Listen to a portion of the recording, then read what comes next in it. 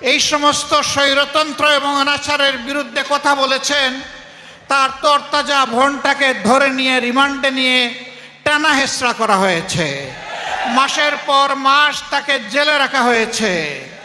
জামাতের আমির ডক্টর মোহাম্মদ শফিকুর রহমান তিনি এবার দিলওয়ার হোসেন সাঈদীকে নিয়ে এমন কিছু গুরুত্বপূর্ণ তথ্য তুলে ধরলেন যা শুনলে আপনারা অবাক হয়ে যাবেন। তো বন্ধুরা, বুঝতেই পারছেন আজকের ভিডিওটা কতটা গুরুত্বপূর্ণ একটি ভিডিও। দয়া করে আজকের ভিডিওটি কেউ স্কিপ করবেন না। তো বন্ধুরা, চলুন ভিডিওতে আর বেশি কথা না বলে সরাসরি আজকে আমরা চলে যাব জামাতের আমির ডক্টর শফিকুর রহমানের কাছে, আর আমরা তার কাছ থেকে শুনবো আল্লামা দিলওয়ার হোসেন সাঈদীকে নিয়ে কিছু গুরুত্বপূর্ণ তথ্য। এই সমস্ত স্বৈরতন্ত্র এবং অনাচারের বিরুদ্ধে কথা বলেছেন, তার তরতাজা বোনটাকে ধরে নিয়ে রিমান্ডে নিয়ে টানা হেঁচড়া করা হয়েছে। মাসের পর মাস তাকে জেলে রাখা হয়েছে। কোনো মানুষ তার মনের কথাটা সামান্য একটু ফেসবুকে প্রকাশ করেছেন, অমনি সাথে সাথে আজরাইল রূপী বিবি তার ঘরে চলে গিয়েছে। সম্মানিত বন্ধুগণ, এই 17.5 বৎসর বাংলাদেশের জনগণের জীবনে ছিল দুঃসহ কালো রাত। আপনারা বলবেন 17 বৎসর কিভাবে মিলে? আওয়ামী লীগ তো 15.5 বৎসর ক্ষমতায় ছিল। আসলে তারা 17.5 বৎসরই ছিল। তারা 2006 সালের 28 অক্টোবর আওয়ামী লীগের নেত্রী শেখ হাসিনার নির্দেশে পল্টন সহ সারা দেশে লগি বইটার তাণ্ডব চালিয়ে শখানেক মানুষকে তারা হত্যা করেছিল। ফ্যাসিজমের সূত্রপাত ওখানেই হয়েছিল, স্বৈরতন্ত্রের পদধ্বনি ওখান থেকেই এসেছিল। তারপরে 2009 সালের 10 জানুয়ারি ক্ষমতায় আসার পরে তারা রাষ্ট্রের গর্বিত প্রতিষ্ঠান সেনাবাহিনীর কোমরে আঘাত দিয়েছে। পিলখানায় বিডিআর সদর দপ্তরে 54 জন চৌকস দেশপ্রেমিক সামরিক অফিসারকে হত্যা করেছে। পরিবারের মহিলা সদস্যকে নির্যাতিত লাঞ্ছিত করেছে। তারপরে তাদেরকে হত্যা করে ড্রেনে ভাসিয়ে দিয়েছে। সেই হত্যাকাণ্ডের বিচার আজও হয়নি। অথচ এর বলি হয়ে সেনাবাহিনীর কোমর ভেঙে দেওয়া হয়েছিল। সেনাবাহিনীকে তাদের দায়িত্ব পালন করতে দেওয়া হয়নি। একই সাথে গর্বের আরেকটা বাহিনী সীমান্তের অতন্দ্র প্রহরী বিডিআরকে ধ্বংস করা হয়েছে। 15,000 সদস্যের চাকরি কেড়ে নেওয়া হয়েছে। 500 মানুষ তারা নিহত হয়েছে।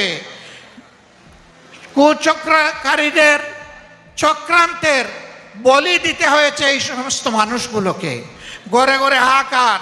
আমি অনেক যুবককে জেলে পেয়েছি। বিয়ে করে 6 মাসের মাথায় গ্রেফতার হয়ে গিয়েছে। তার ওয়াইফ 1 বছর 2 বছর 3 বছর অপেক্ষা করেছে।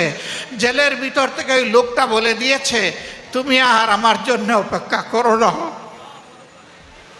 তুমি মুক্ত, তুমি চলে যাও, তোমার একটা জীবন আছে। আমি কোন দিন মুক্তি পাবো আমি জানি না। ঘরে ঘরে হাহাকার। এরপরেই তারা আঘাতটা দিয়েছে বাংলাদেশ জামাতে ইসলামীর উপর, দেশপ্রেমিক পরীক্ষিত এই শক্তির উপর। এদেশের শত্রুরা জানে জামাতে ইসলামী ভাঙবে কিন্তু মচকাবে না, অন্যায়ের কাছে মাথা নত করবে না, দেশের স্বার্থ কারো কাছে বিক্রি করতে রাজি হবে না, অন্যায়ের বিরুদ্ধে প্রতিবাদ করতে পিছপা হবে না।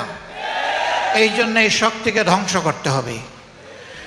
42 বছর যাদের বিরুদ্ধে কোনো থানায় একটা জিডি একটা মামলাও ছিল না, 42 বছর পরে তাদের বিরুদ্ধে মানবতা বিরোধী অপরাধের অভিযোগ আনা হলো। মিথ্যা মামলা, মিথ্যা সাক্ষী এবং সাজানো পাতানো আদালত, এই দিয়ে একজন করে শীর্ষস্থানীয় 11 জন নেতাকে, দায়িত্বশীলকে আমাদের বুক থেকে কেড়ে নেওয়া হলো। গোলাম আজম রাহিমাহুল্লাহ থেকে শুরু করে জনাব মীর কাসিম আলী পর্যন্ত তাদেরকে আমাদের বুক থেকে নিয়ে নেওয়া হলো। আমরা আল্লাহ শুকরিয়া আদায় করি। আমরা চিন্তিত নই, আমরা দুঃখিত নই। হে আল্লাহ, তোমার কাছে আমরা সাক্ষ্য দিচ্ছি, তোমার যে গোলামগুলা এই সংগঠনের সবচেয়ে উন্নত আখলাক, চরিত্রের, ইমানের, ইলমের আলোয় আলোকিত ছিল, তুমি তাদেরকে সত্যের জন্য কবুল করেছো। আলহামদুলিল্লাহ রাব্বিল আলামিন। তোমার দরবারে শুধু মিনতি, তাদেরকে মুহাক্কিক শহীদ হিসাবে কবুল করো। আদালতে আখিরাতে হযরতে হামজা রাদিয়াল্লাহু তাআলা আনহুর মিছিলে তাদেরকে শামিল করে নিও আল্লাহ। হে রাব্বুল আলামিন, জান্নাতের সিঁড়িতে আমাদের প্রিয় এই সমস্ত দায়িত্বশীলদের সাথে আমাদের মুলাকাত করিয়ে দিও। তাদের রক্ত, শহীদ নিজামী বলেছিলেন তার শাহাদাতের আগে যে আমার রক্ত বাংলাদেশে কথা বলবে, আমার রক্ত বাংলাদেশে পরিবর্তনের সূচনা করবে। প্রিয় ভাইয়েরা, 1, 2, 3 করে 15.5 বছর জাতির উপরে এরা স্টিম রুলার চালিয়েছে। সবচেয়ে বেশি আঘাত দিয়েছে জামাতে ইসলামী, ইসলামী ছাত্র শিবিরের উপর। আমাদের মতো মজলুম সংগঠন আর কেউ না। আর কারো এতগুলা নেতাকে হত্যা করা হয়নি, আর কারো বাড়িঘর বুলডোজার দিয়ে ভাঙা হয়নি, আর কারো বাড়িঘরে আগুন দেওয়া হয়নি, লুটপাট করা হয়নি। আমাদের পর্দানসীন মা বোনদের ইজ্জত নিয়ে টানাটানি করা হয়েছে। আমরা সেদিন চোখের পানি দিয়ে শুধু আল্লাহকে বলেছি, আল্লাহ তুমি দেখো, তুমি সামিউন বাসির, তুমি সীমাহীন দৃষ্টিশক্তির মালিক, আর তোমার কান থেকে কিছুই বাদ যায় না, তুমি সব শুনো। মজলুমের আহাজারি আল্লাহ শুনেছেন। তিলে তিলে এই দুঃখ, ব্যথা, বেদনা জমা হয়েছে। মজলুম শুধু আমাদের সংগঠন ছিল না, এরপরেই আপনারা লক্ষ্য করেছেন হেফাজতে ইসলামের বিশাল সমাবেশে 13 সালের 5 মে আঘাত দেওয়া হয়েছে, অন্যায়ভাবে তাদেরকে হত্যা করা হয়েছে। সম্ভবত ওনাদের বাড়ি আপনাদের এলাকায়। তিনি কয়েকদিন আগেও বলেছেন 13 সালের 5 মে শাপলা চত্বরে 12টার পরে সাফ করে দিয়েছে।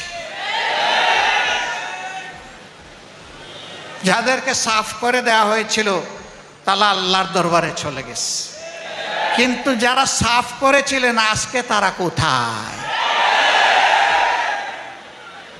তুইজ্জু মান ওয়া তুযিল্লু মান তাশাউ বিয়াদিকাল খায়র ইন্নাকা আলা কুল্লি শাইইন কাদির। অহংকার মারাত্মক। এটি হচ্ছে আল্লাহ তাআলার চাদর। এটা নিয়ে কেউ নাটানি করুক, আল্লাহ এটা বরদাস্ত করেন না। এই জন্যে অহংকারীরা 2 দিন আগে হোক পরে হোক তাদের পূর্ণ পাওনা তারা সমঝে পায়। আমাদের চরিত্রে কালিমা লেপন করা হয়েছে। আল্লামা দিলওয়ার হোসেন সাইদির মতো মানুষকে বলা হয়েছে তিনি ধর্ষক, নাউজুবিল্লাহ। তিনি খুনি, তিনি লুটেরা, তিনি অগ্নিসংযোগকারী। দেলু রাজাকারকে চালান দিয়েছে দেলওয়ার হোসেন সাইদির নামে। এখন সেই মামলার বাদী কেঁদে কেঁদে বলছে বন্দুকের নলের সামনে আমাকে বাধ্য করা হয়েছে অভিযোগপত্রে স্বাক্ষর করতে। যারা বাধ্য করেছিল এখন আমি তাদের বিরুদ্ধে মামলা করতে চাই। সময় কারো নিয়ন্ত্রণে থাকে না, সময় আল্লাহ তাআলার নিয়ন্ত্রণে। সময় বদলায়, পরিবেশ বদলায়। সত্যকে চাপা দিয়ে রাখা যায় না, সত্য মাটির নিচ থেকে উঠে আসে। এভাবে নির্যাতন করা হয়েছে বিএনপির উপর, নির্যাতন করা হয়েছে গণ অধিকার পরিষদের নেতৃবৃন্দের উপর, নির্যাতন করা হয়েছে সাধারণ মানুষের উপর, হত্যা করা হয়েছে সাংবাদিক বন্ধুদেরকে, কালো আইনে তাদেরকে টেনে এসে নেওয়া হয়েছে জেলে। তারা কারে বাদ দিয়েছে? কাউকেই বাদ দেয়নি। সবাইকে নিষিদ্ধ নিষিদ্ধ, সবাই রাজাকার, সবাই রাজাকার। এখন কি বলে? এখন তরুণ কমল ছাত্রছাত্রীরা কি বলে?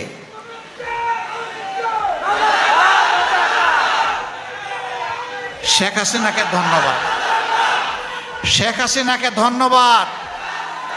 তিনি যেটাকে কালিমা হিসাবে জাতির কপালে লিপে দিতে চেয়েছিলেন, জাতি এখন তার দিকে সেইটাকে ফিরিয়ে দিয়েছে।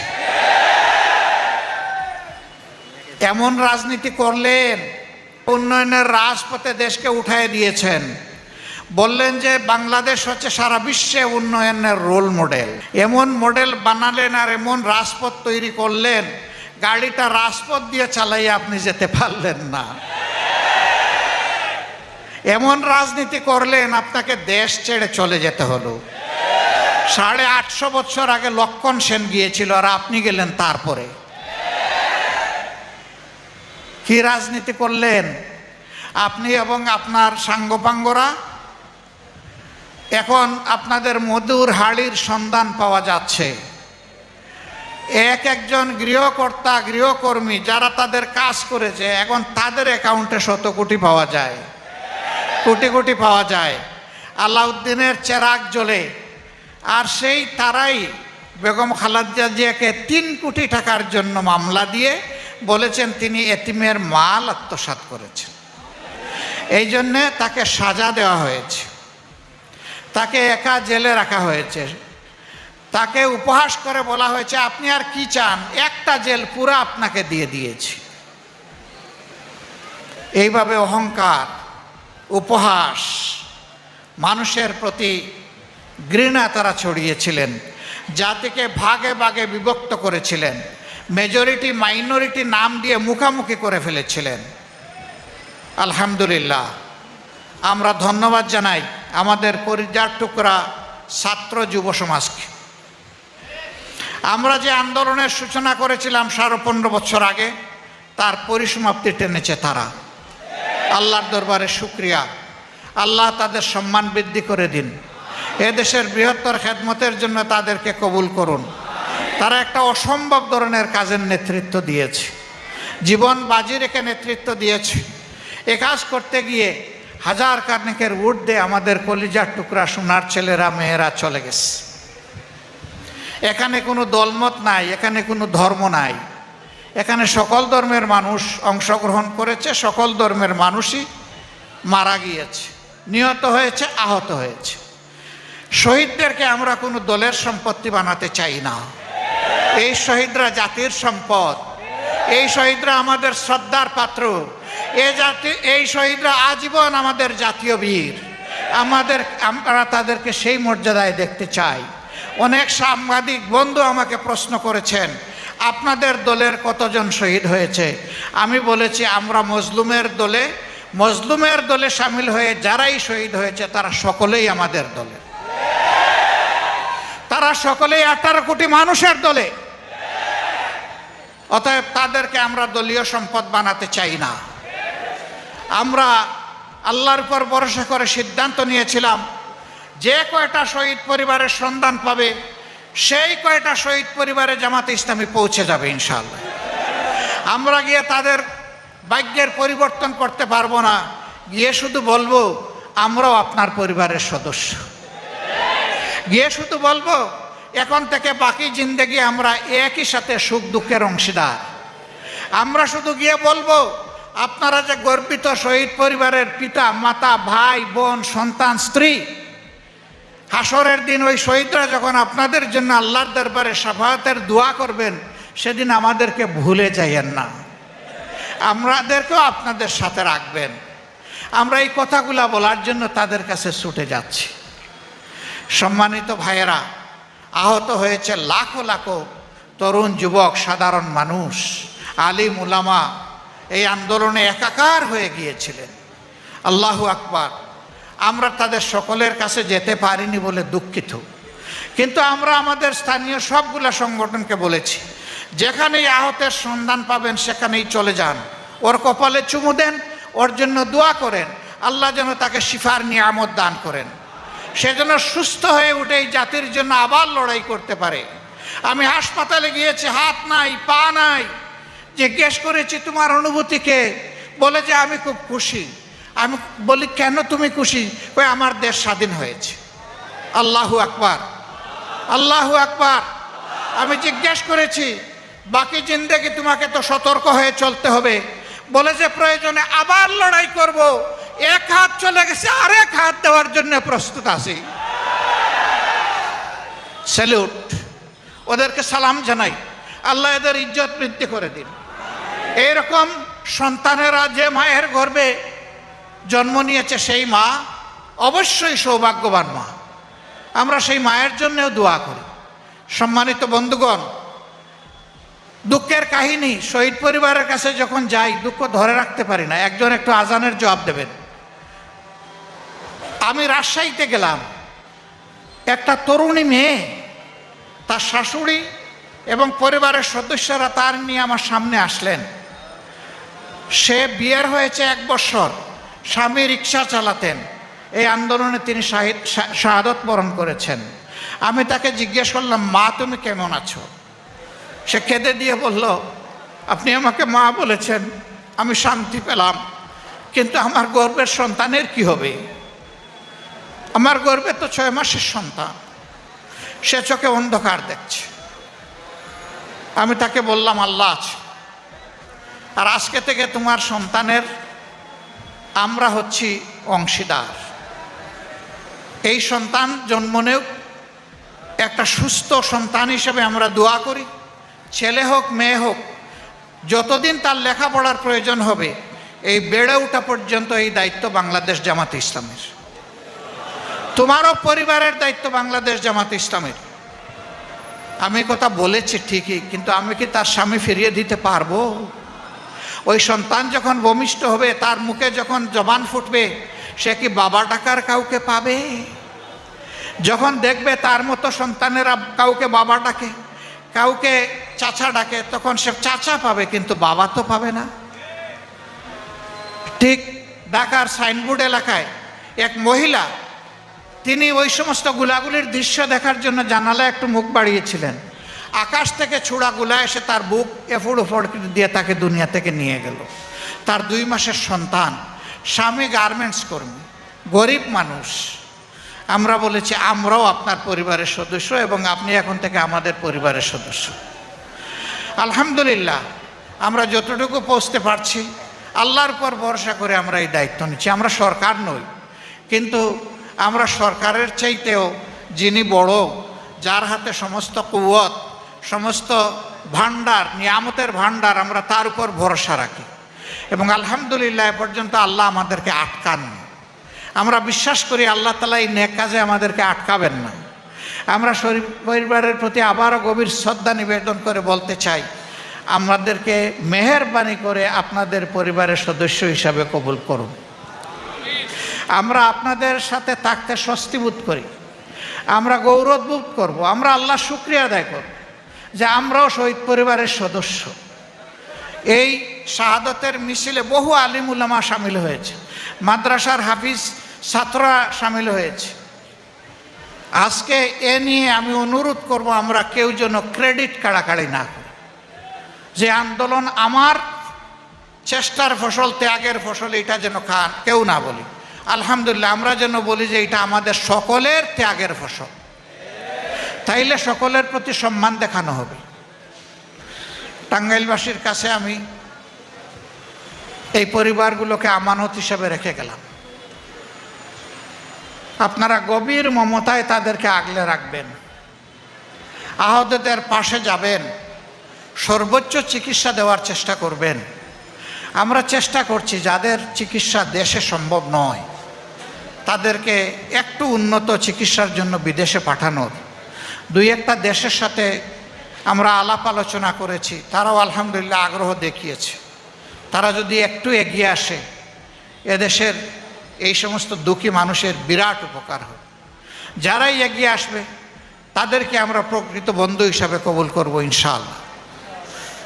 শেষ কথা আমার, ঐক্যের মাধ্যমে যে পরিবর্তন এসেছে, যে কোনো মূল্যে স্বৈরশাসনের বিরুদ্ধে এই ঐক্য আমাদের ধরে রাখতে হবে।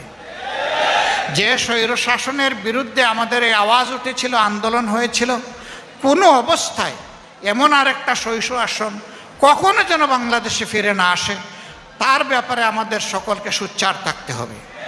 আমরা যদি ঐক্যবদ্ধ থাকি, আমাদের মাথায় কেউ কাঁঠাল ভেঙে খেতে পারবে না ইনশাআল্লাহ। আমি একটা আয়াত দিয়ে শুরু করেছিলাম, এটা দিয়েই শেষ করছি। এরকম যারা শহীদ হয় দিনের জন্যে, মানুষের জন্য, অধিকার আদায়ের জন্যে, আল্লাহ তাদের ব্যাপারে সুসংবাদ দিয়ে বলেছেন, ওয়ালা তাকুলু লিমান ইউকতালু ফি সাবিলিল্লাহি আমওয়াত। যারা এরকম চলে গেছে, নিহত হয়েছে, তাদেরকে তোমরা মৃত বলো না, তাহলে তারা কি? বালাহিয়াউম ওয়ালাকিন লা তাশউরুন, বরঞ্চ তারা জীবিত কিন্তু তোমরা বুঝো না। অন্য জায়গায় আল্লাহ বলেছেন তাদেরকে আমি রিজেক দেই, সকাল সন্ধ্যা পবিত্র রিজেক তাদের কাছে পৌঁছে যায়। আল্লাহর হাবিব বলেছেন তারা জান্নাতের বাগানে সবুজ পাখি হয়ে এডালে ওডালে তারা উড়াউড়ি করে। আল্লাহু আকবার। সেই শহীদ পরিবার, তারা গর্বিত। আলহামদুলিল্লাহ, আমরাও আজকে থেকে তাদের অন্তর্ভুক্ত। বাংলাদেশকে আল্লাহ তাআলা তার পক্ষ থেকে শান্তির ফয়সালা দান করুন। ইনসাফের দিন ইসলামকে আল্লাহ তাআলা কায়েমের পথ সুগম করে দিন। মুসলমানদের মধ্যে, ইমানদারদের মধ্যে আল্লাহ তাআলা ইস্পাত কঠিন ঐক্য তৈরি করে দিন। কোনো দুশ্মনী যাতে এই ঐক্যে কোনো ধরনের ফাটল সৃষ্টি করতে না পারে, আল্লাহ এই জন্যে আমাদেরকে কাজ করার তৌফিক দান করুন। আপনাদের সকলকে ধন্যবাদ। আমাদের জন্য একটু শুধু দোয়া করবেন, ক্ষমতা নয়, আমরা যেন এদেশবাসীর একটু সেবা করে যেতে পারি, আল্লাহ যেন এই সুযোগটা আমাদেরকে দান করেন। আসসালামু আলাইকুম ওয়া রাহমাতুল্লাহ। বাংলাদেশ জিন্দাবাদ, বাংলাদেশ জামাতে ইসলামী জিন্দাবাদ। হুমা কামা রব্বায়ানি সগীরা রব্বির হামহুমা কামা রব্বায়ানা সগীরা রব্বানা ইগফিরলি ওয়া লিওয়ালিদাইয়া ওয়া লিল মুমিনিনা ইয়াওমা ইয়াকুমুল হিসাব। রব্বুল ইজ্জত আরহামার রাহিমিন, ইয়া আল্লাহ, আমরা তোমার কিছু গুনাহগার গোলাম এবং বান্দি তোমার শাহানশাহী দরবারে হাত তুলেছি মওলা। ইয়া আল্লাহ, তুমি আমাদের তওবাকে কবুল করো, আমাদের সবাইকে তুমি ক্ষমা করে দাও। আল্লাহ আল্লাহ, তুমি আমাদের উপর রহম করো।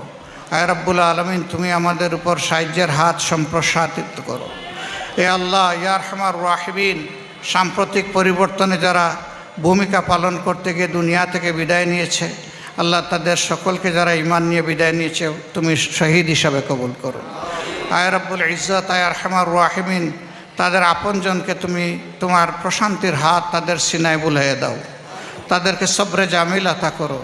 ইয়া আল্লাহ, উত্তম জাযা তাদেরকে এই সবরের জন্য তুমি দুনিয়া আখিরাতে দান করো। ইয়া আল্লাহ, দুনিয়ায় তাদেরকে সম্মানিত করো, আখিরাতেও তাদেরকে সম্মানিত করি। আল্লাহ আয় পরওয়ারদিগারে আলম, আমাদের যে ভাই বোনেরা, ছেলেমেয়েরা আহত হয়েছে তাদেরকে তুমি সুস্থতার নিয়ামত দান করো। বাকি জিন্দগি তাদেরকে জাতির খেদমতে, দিনের খেদমতে তুমি কবুল করো। ইয়া আল্লাহ, ইয়া আরহামার রাহিমিন, আমাদের দেশের উপর শান্তির ফয়সালা নাজিল করো। আয় আল্লাহ, আমাদের দেশের উপর রহম করো। আয় আল্লাহ, আমাদের দেশকে তুমি জুলুম থেকে মুক্ত করো। ইয়া আল্লাহ, সব ধরনের বাড়াবাড়ি থেকে তুমি আমাদেরকে মুক্ত করে দাও। ইয়া রব্বুল আলামিন, তুমি আমাদের সমাজে ইনসাফ কায়েমের ব্যবস্থা করে দাও। এ আল্লাহ, তোমার দেওয়া বিধানই শুধু ইনসাফ নিশ্চিত করতে পারে। রব্বুল আলামিন, আমরা তার কাঙ্গাল। আয় আল্লাহ, তুমি আমাদের এই পিপাসা নিবারণ করে দাও রব্বুল আলামিন। ইয়া আল্লাহ, এই দেশকে শহীদদের দেশ হিসাবে তুমি কবুল করো। সুবহান রাব্বিকা রব্বিল ইজ্জতি আম্মা ইয়াসিফুন ওয়া সালামুন আলাল মুরসালিন। তো বন্ধুরা, এতক্ষণ আপনারা শুনলেন জামাতের আমির শফিকুর রহমানের কাছ থেকে আল্লামা দিলওয়ার হোসেন সাঈদীকে নিয়ে কিছু গুরুত্বপূর্ণ তথ্য। এই তথ্য শুনে আপনাদের কি মন্তব্য অবশ্যই কমেন্ট বক্সে কমেন্ট করতে ভুলবেন না। আর হ্যাঁ, এমন নিত্য নতুন আপডেট খবর সবার আগে পেতে এখনই আমাদের এই পিচ্চি সাকিব ইউটিউব চ্যানেলটি সাবস্ক্রাইব করুন।